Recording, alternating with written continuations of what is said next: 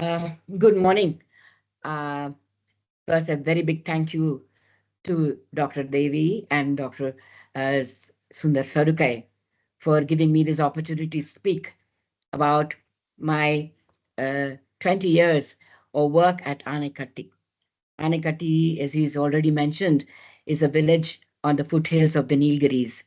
And it is a very serendipity that I happened to come to this area way back in the early 2000s. And I have been in education for about 4 decades in the standardized model.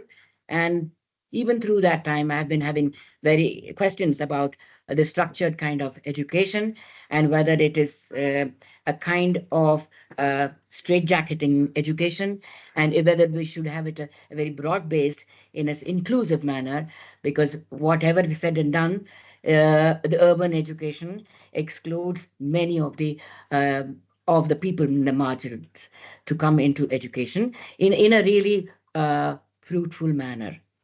So when I came to Anekati way back in 2004, I came here to volunteer as a little bit of what I did, because it gives a story to what led me to be here as to start a school in this area.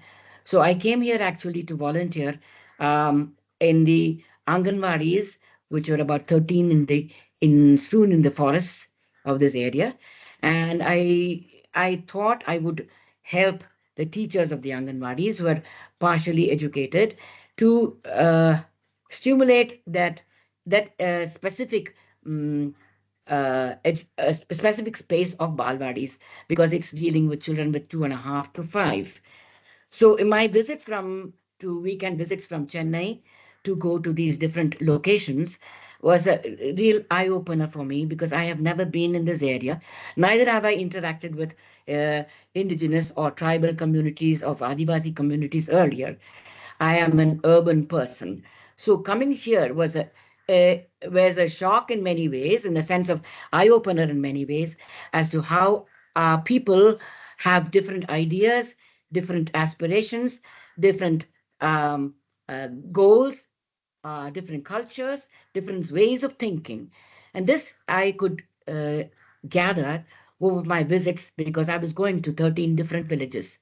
And every weekend was a learning experience for me, when the women especially came to speak to me and talk to me about all their problems that they faced, or the lifestyles that they lived. And this was uh, where maybe a basis for me to understand how education can be given to them, not in a way that we are accustomed to, or I have been accustomed to. I have to rethink the way that I should have education for them. So it is in this area that my first seed of idea of learning without books came into my mind, because when I went to these locations, there were just single rooms with children who came only for their midday meal, and they would bring with their plates, fill the food, and go back. So I was wondering what the teacher role was. And anyway, they had very little material for them to work with. So I said, if we cannot provide material for them, the environment should become the material for them.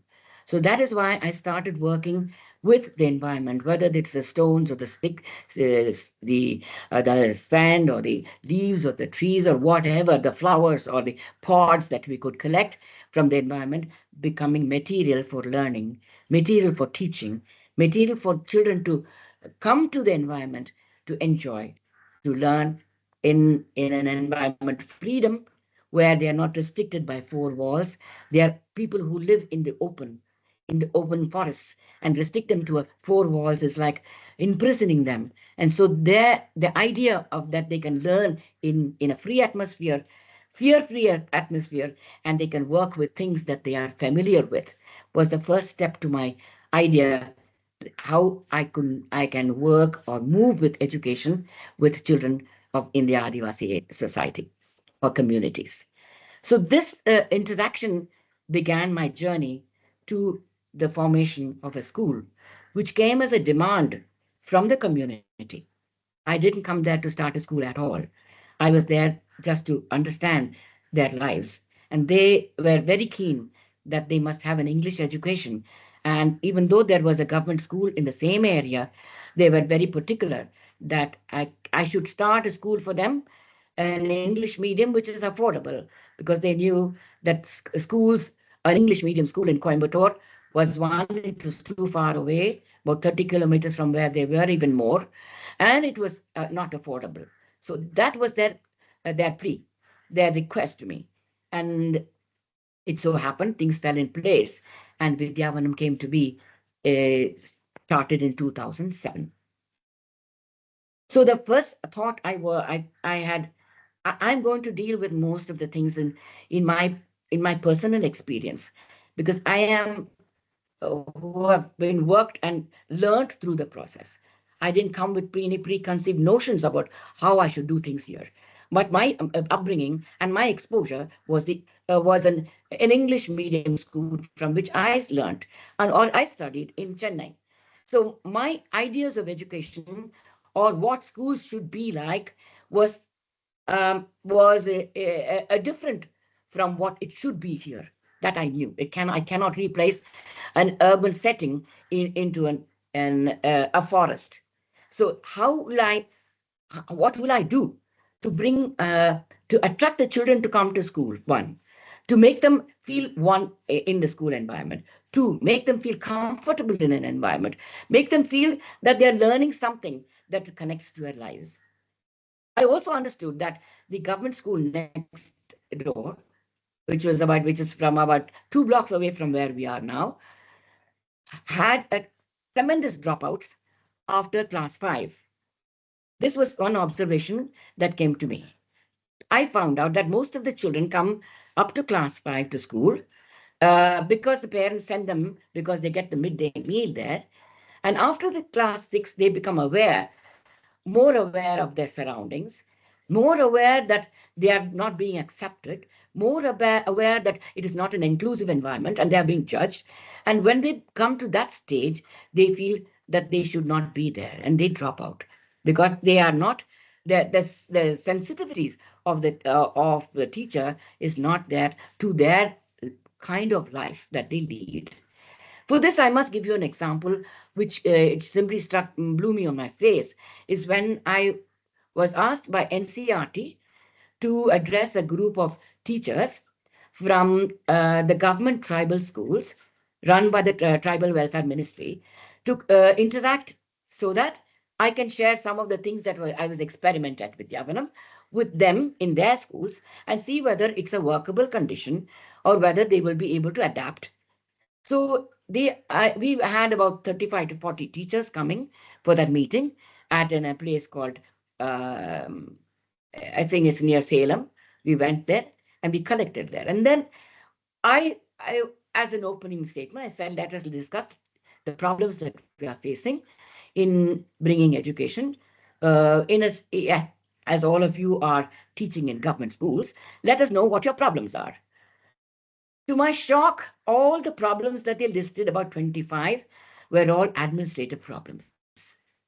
Either they don't have teachers to replace them, they have 150 students to a class, they don't have substitutes, their pay doesn't come on time, or all the problems were administrative. And I was saying, I am not from the government. I have nothing to do with these things. I'm in education just like you are. I am a teacher, and we are sitting together to find out what we can do for the Adivasi children in your school, so that I also learn from you as to what I can do in my school. To that, it was a blatant answer saying, these children cannot learn.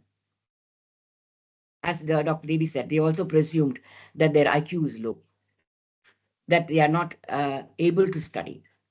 Their language is all gibberish. They cannot come to a school environment and work because they are not able to sit in one place. So they are not able to come to the discipline of a school environment. These were the complaints. So already there's so much of bias against the giving education to Adivasi children. And how are we going to overcome that? if you don't overcome that biases, that sense of inclusion, sense of acceptance, sense of giving value to what they know. So these were my thoughts in my mind. So I said the basic thing was, if we have to have an inclusive environment, we should have respect for their language, respect for the knowledge that they have, respect for the culture, respect for all the things that they value in their lives. Unless we are able to extend that attitude and that um, acceptance of their lives and livelihoods, we will get nowhere into bringing them into an education environment. So these were my thoughts at after the meeting, which I'd already thought through in a way, but it emphasized that giving self-respect, building their confidence in themselves, will come by accepting who they are, as they are, and what they have, and giving value to their knowledge that they have. So would you call that knowledge? This was the contention earlier in our discussions.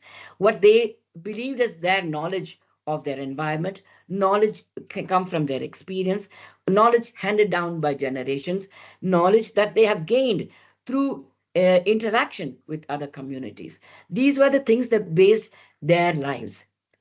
So they could live in the forest in isolation, and therefore certain norms have to be adopted to be safe in that area, to be supportive of each other, so be able to live cohesively in an environment where they are threatened by predators, other animals. There's nobody else for them to look back to or stand by.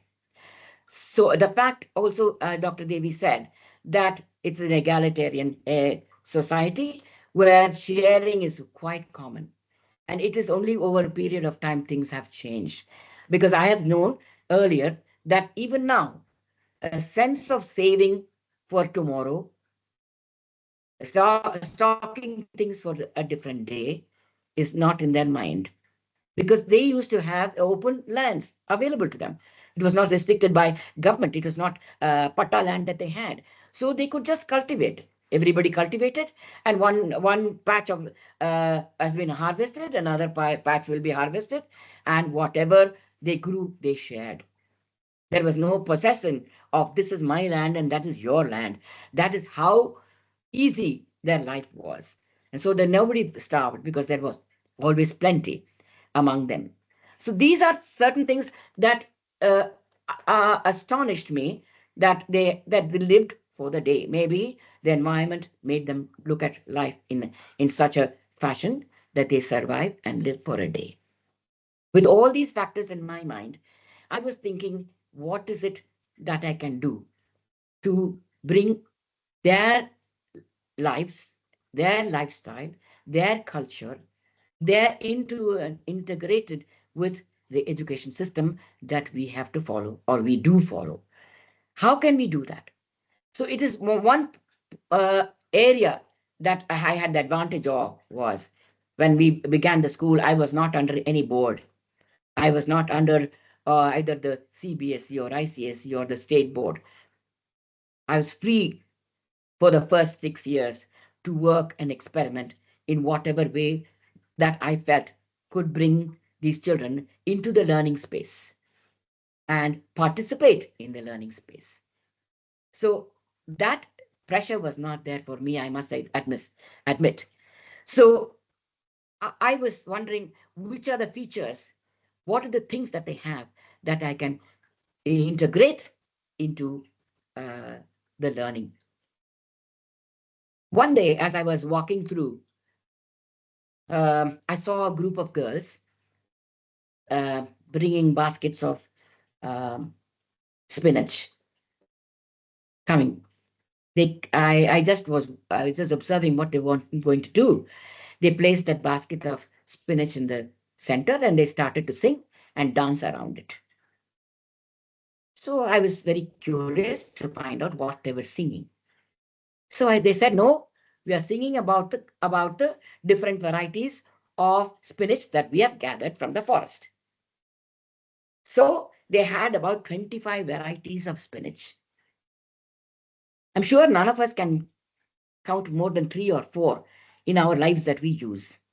But they had, because that was a part of their staple diet, apart from ragi, that was the millet that they ate. Greens was their staple, right? Apart from the hunting that they had from the forest. So they were having 25 to 30 varieties of spinach that they had in their baskets. So I said, what was the song about?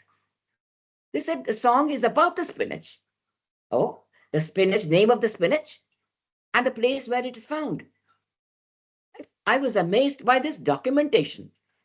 They have documented the names of the spinach and the areas where they are found. And it's so connected in the sense the area has a name and the spinach that is found there is linked with that name.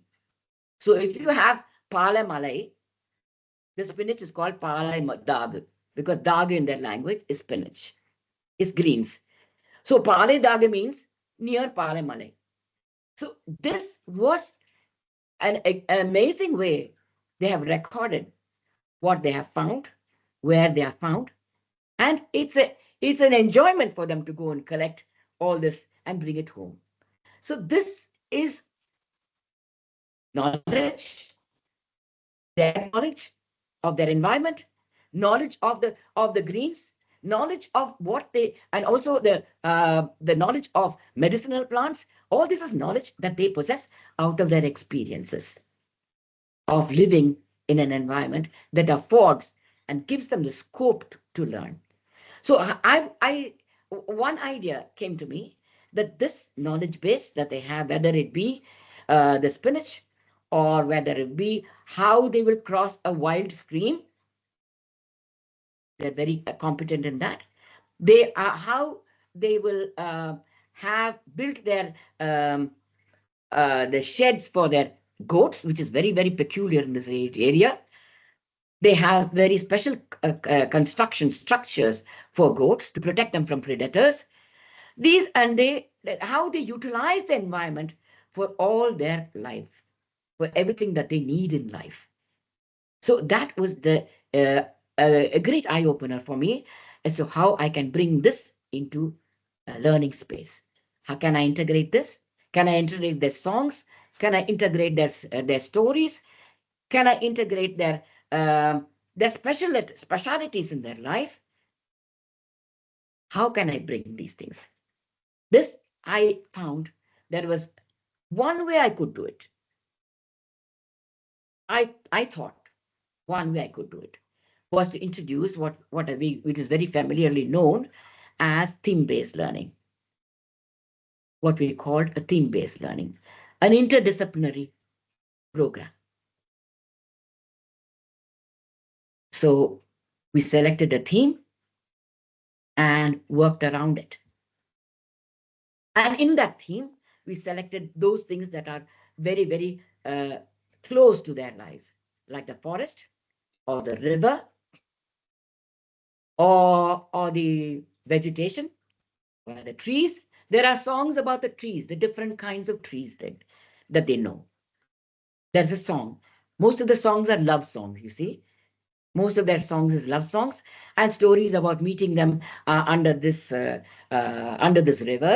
or under this rock, or while we go, shall we meet behind this tree. So all the songs were love songs, but describing different trees. Some of them, like the mango tree or the guava tree, is known to us. Some other trees are called by other names, which they recognize. So that is another kind of documentation. Some of the trees are not there now because we don't see them around. Some of the greens are lost because when I started the project, I told our students, please go to the forest and collect as many of the spinach that you find and is in the song. They could collect only 15. So they said no, because of deforestation, some of these varieties have been lost. So these greens are not there now. We can't find them. Similarly, because of deforestation, the forests have also lost some of the trees which they had identified earlier. So a theme-based study of their village structure. What was their village structure? What was where did they source their water from? What was their temple like? What was their place of worship like? All was studied in a village. So we took one village as village study, and we brought all the knowledge that they have in that area, how they form the brooms, how they go to the forest and collect the grass to make the brooms. So these were things that were in for a child from an urban environment were knowledge, something that they have never seen before. And so when I brought this into a classroom environment, when I brought it into a classroom where different children from different environments were also there, it became a part of their lesson. It's part of their lesson and learning. Whether if it is the song in Adivasi language, everybody learned it. Everybody danced the same way. So in this way, there is a certain integration and acceptance of what others possess, and that also has value. In that way, gave them great pride because they could share their lives with others in the class. Great pride, a great sense of confidence that we are also of great importance in this community of learning, in this environment of schooling. So that brought them to the school with greater pleasure, greater earnestness, because every day they used to come up with a new story because they were participating in the development of a classroom dialogue. They were participating in sharing their songs or sharing their stories with the rest of the class. Because though we are 60% of tribal community, 40% is of other communities who have come into to the same school. Second was because we did not give a taboo of them speaking their language. We didn't say we are an English medium school and therefore they cannot speak their tribal language. We did not enforce that kind of restrictions on them. So it gives them a freedom of mind and space. Thirdly was I recruited teachers from the same Adivasi community who could have been their neighbors. So whenever we bring people from outside, it is difficult for them to empathize or with the feelings of the community which is here, the Adivasi environment. They may appreciate it, understand it becomes something exotic, but they look at it in a different fashion, as though they are some pieces in museums, but they are lives. So only person who lives that life can empathize with the stories that they bring or the knowledge that they bring to the class. So we recruited 5 teachers who had just passed 10th standard to come as teachers. And we worked together along with them to formulate a system that will integrate the Adivasi children into a cohesive learning environment, if I can put it. I'm not saying that they're going to be mainstreamed, but at least up to the primary and up to the middle school level, we have the freedom to work with them in different ways that makes them interested in coming to school. Otherwise, they did not find anything worthwhile in coming to a school environment. All that they felt was they were restricted, they were threatened, they were talked down to, they were made fun of. This was the impact that they had in their minds. So how will I eliminate those barriers in their own minds if we create a similar situation? That is not going to get us anywhere. So we have to be an open, inclusive, fear-free environment, least restrictions into their movements. Another idea that came to us was to have zones of learning. When we have to, at some point of time, we have to bring them into, channelize them into taking a board exam, because that is what parents need. At the end of it all, they'll ask us at the end of schooling, where is the 10th standard certificate?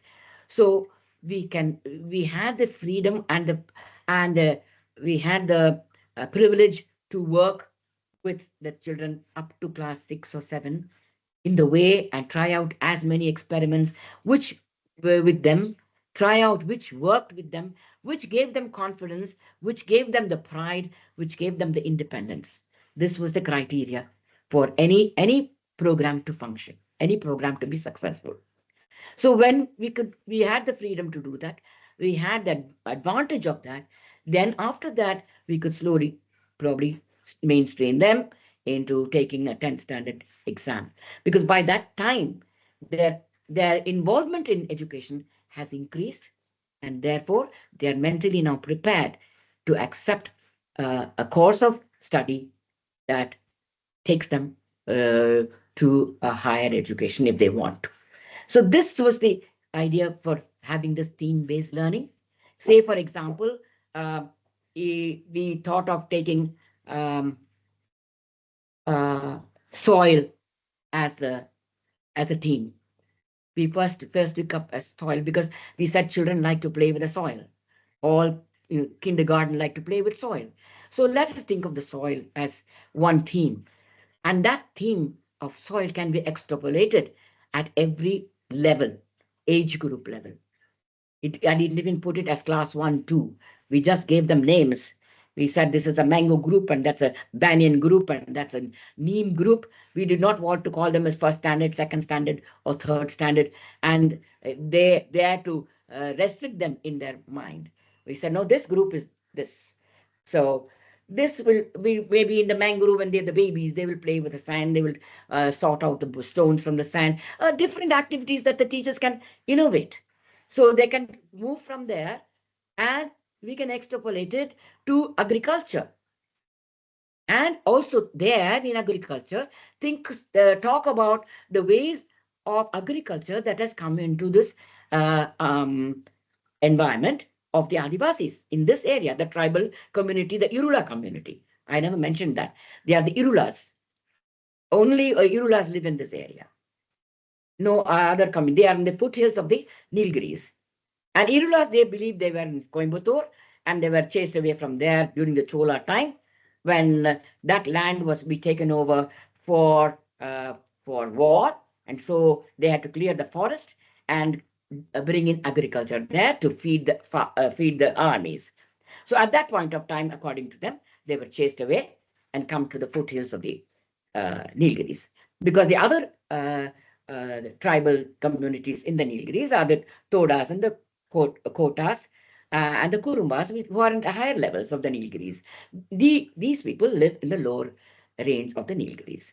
Whenever we talk about Irula, people immediately talk about the snake catchers, right? You think of snake catchers. Irula community, catching snakes. But that Irula community is there only in the Chengalpat area in Tamil Nadu. Because some of them here, as they migrated, went into the eastern coast. This I have heard from other historians tell me that they moved away there and they came in contact with other communities from Andhra Pradesh in the east, the Eastern Ghats, who were the Yanadis, and they were the snake catchers, and they integrated there in this Kanchipuram Chengalpet area and learned the skills from them. So they became the rat and snake catchers. So when you talk to them here in Anekati area or in the Attapadi area about snake catching, they have no idea. So these things have developed in different spots in different ways, though they claim to be the same community. So here in Anekati is what I am dealing with the Irula community in Anekati in the foothills of the Nilgiris. So these are the different ways. I was talking about the zones. The zone is a place for one subject study. So that once it has a math zone and a Tamil zone and an English zone and a social science zone. So when they come to class middle school, I sent them to different zones because then they don't have to be sitting in one class. Depending on what they have, they can walk to any zone and work in the area that they want. And the zone is a place where they can experiment with, suppose I want to be in the science zone. A science zone, the child can walk in there because the teacher is there and work with the teacher. And the science zone, on the walls, speak science only. So when we walk around the classroom, we have all the posters and the maps and everything that indicates them to the science of the middle school. So even if a sixth standard child comes into the zone, he is able to see all the other ideas that he may know the next year, but certain ideas that do impinge him in his mind that he and move into the when they move into the next classroom. So these are different ways in which we brought children to integrate with the subject, integrate with the knowledge, so that the stress of going and learning is not there. And I always believe that sitting in one classroom for more than 40 minutes is a torture for any child. So if I can give them a 5-minute walk from one class to another, it sort of loosens your stress on your head. And when you come into the next room, you're a little bit refreshed to attend to what is happening there. Because always we have found when children coming back from school, ask them what did they learn in school, they will only remember what they did in the last hour, last period. Ask them what they did in the first period, they will not remember. Why? Because from 9 to 4, they have been in that contained space. Even if they have gone out to play a little bit, but that restriction, so that there is no time for them to assimilate what has happened in the first hour before they move into the second hour. So that little space of 5-10 minutes or 5 minutes of gap gives them time to take in what has happened in the first hour and then move into the second hour. This, I believe, and I've seen, it works. It works. So I think is a kind of relaxation for the mind for it to be move into a space that is an environment which they are able to interact with or taken from. So this was one. And the other, as I was already talking to you, I think about the soil, which I think I didn't conclude on that we could extrapolate it. Similarly, we can extrapolate with any topic. So we chose topics which are relatable by the rural children. Like if I can take forest, I can take the topic of a leaf. If I can talk of a leaf, and that leaf can be looked at not only from a biology angle, can be looked at from a physics angle, can be looked at from a chemistry angle, it can be looked from social studies angle. It can be, I can take the same topic through all the disciplines and make them understand that they are not in silos. These things are one flowing into the other. It is not that if I find Mahatma Gandhi in an English text, I say, no, he has to be in history. Why is he sitting in English textbook? That is how the mind of the child will work. Why am I studying Mahatma Gandhi in English? He has to be historical.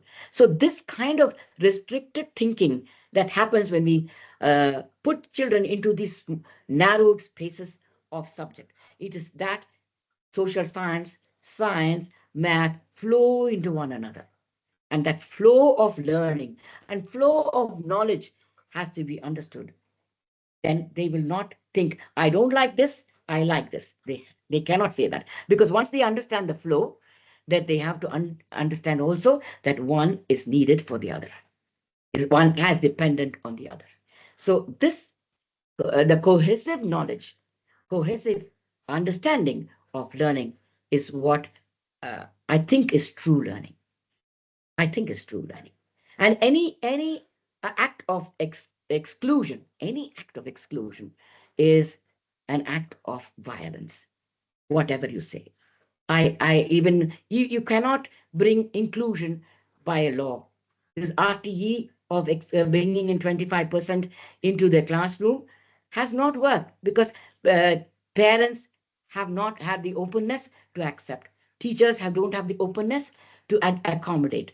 That sensitivity to children and learning has to be in the minds of parents, in the minds of teachers, minds of institutions, because they feel that they will be lost of students when they bring children from the marginalized into the classroom, that the character of the classroom will change, the behavior of the children will change.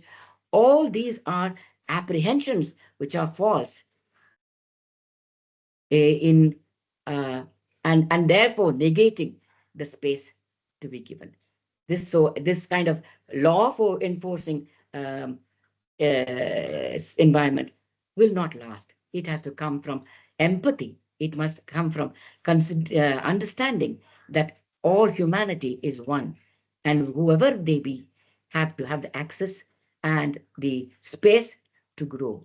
If we can give the sense of power of responsibility to the teachers, we can give that power of responsibility to students, that they have to learn, and they get, then this environment gives them the pride of learning, pride of what they know, pride as an individual, and self-confidence, so that they can aspire, that they have the base to aspire. Otherwise they don't know the meaning of aspirations, because they can aspire to go, aspire to move ahead. That confidence is what education should build in all children, not necessarily the tribal community, and more so with them, because they are coming they have the handicap of coming from an environment which has kept them away from uh, from from I would say understanding themselves and understanding their position in society. So as because of the oppression, even now, if I go into a village which I've not been before, people will just shut the doors and go inside, because they don't want to be interact with any new person. They're afraid. So the fear is the basis for their shyness, which we call their shyness. That is the basis for their being away from public view, away from interaction, because they're afraid of being uh, placed, their spaces being usurped, because that's how they have lived, moving from one place to other, moved away from not only through migration, by people. Now the forests have been taken over, so forest land is not available to them. So grazing spaces are being curtailed. So then that space has been taken over by, in this area, by brick making companies. And they have removed all the topsoil. So the whole the environment has been disturbed in many ways for them. And therefore, that is the trauma that they carry with them. And we cannot bring them into an environment which gives them more trauma. We should be an environment where they are loved and where they are respected and taken care of. And it is not enough as to institutions, if we finish and send them out of in 10th standard or 12th standard, we have to handhold them for a long time. That is a responsibility we should take, because it's not enough. You say, okay, they've done 12th, let them find their way. It doesn't happen that way. They have to be handheld for a long time, for maybe a few more years, till they find their feet in the world outside. I think with this, I think I've come to my end of my talk. I've overstepped, I think.